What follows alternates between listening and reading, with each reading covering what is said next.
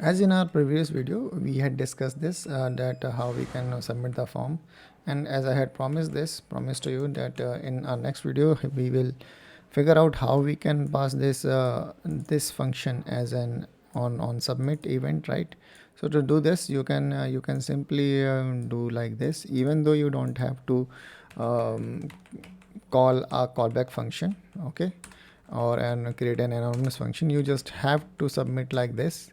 So here you had just manage all of your state as we had done in our previous video. If you had not aware of that, you can just go to our previous video and watch there how we can manage all these states.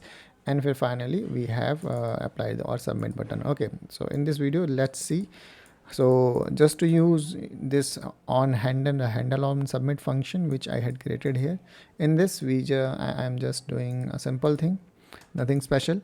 So it's a function, and here is a callback function, and in this callback function I am just triggering a console.log where this logs the data of user data which is coming from these input fields, right?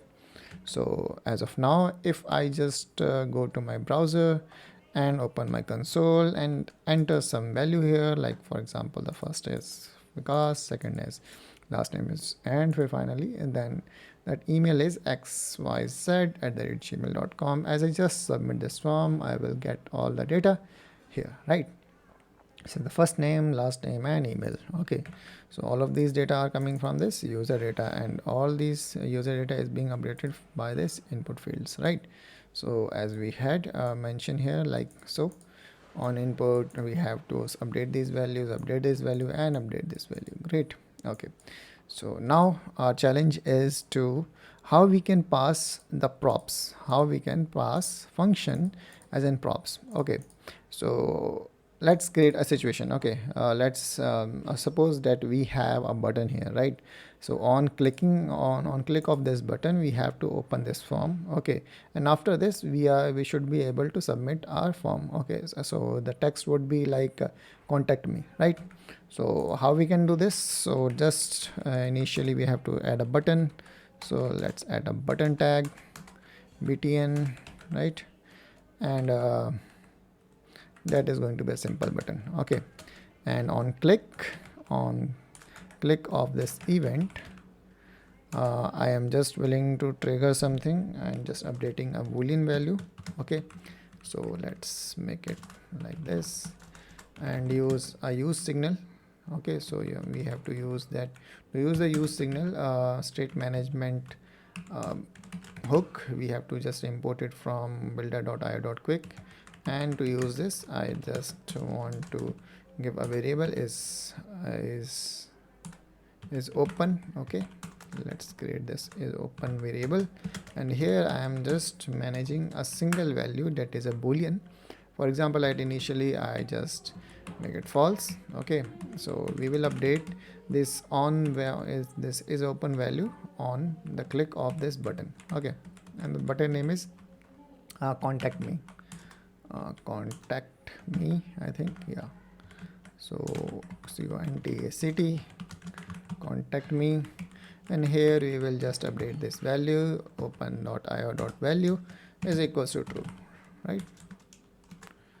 So true, and depending upon the value of is input is open. Okay, we would like to render the further element, render our next element. Okay, so to do this I just have to use this I just have to write is open and then this and value, right? And from there I just have to use a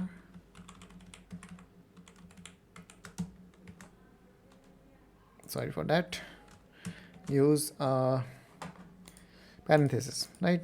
So like so, if now I just go to my screen, you will find that okay, here we have a contact me button, right?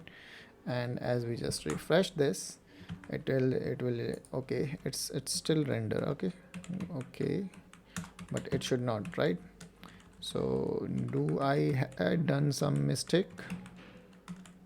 Okay, so I had used this tag here, this block opens here and closes here, so I have to use this closing tag here. Okay, so now if I just want to say this, if is open value, the value of is open is true, only then this block should be rendered. Okay, so in our case, what is exactly happening is, even though the value of this is open is false, at initially it's false, right? So still it renders this page. It should not be done like this. Let's check it out. What we are doing some mistake. We are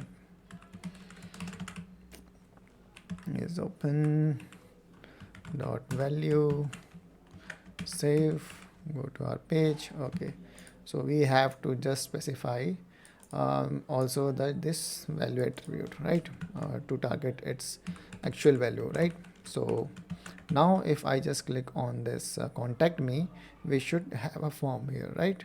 So let's click on it, and now we have this form, and we just have to submit some data, just saying and xyz@gmail.com, and just submit here, and we will find our data here. Okay, so one thing I would like to mention here also, that you will probably you had seen this dollar sign most of the time, and I know that you are not aware of basically what this dollar sign does. Okay, so let's see. I'm just going to refresh this page, and to make it more clear to you, I'm just also going to go into this network tab and clear all my race data. As I click on this button, where it is, so here it is, right? So as I click on this button, it will bring the JavaScript of this to trigger this for me. Okay, so let's click this, and now you can see this. It will make a request to the server, okay, to bring this data. Okay, so what this data, so to data which is required to open up this field. Okay, not this field, not this data, but the functional data that is there. So this data.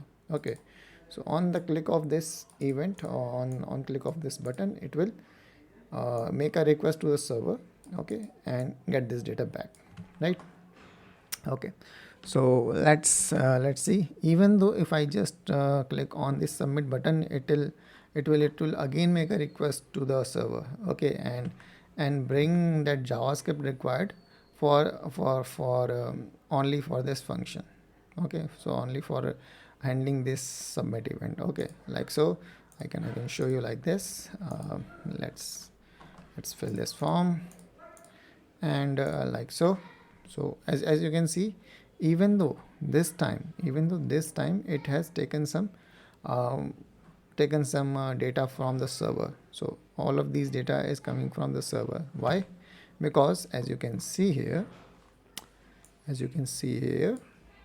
on input, we again trigger some JavaScript. Okay, we have to use some JavaScript, and this dollar sign is the representation of this, that okay, this chunk of code is not with us right now. Okay, so to bring this chunk of code, we have to call the server.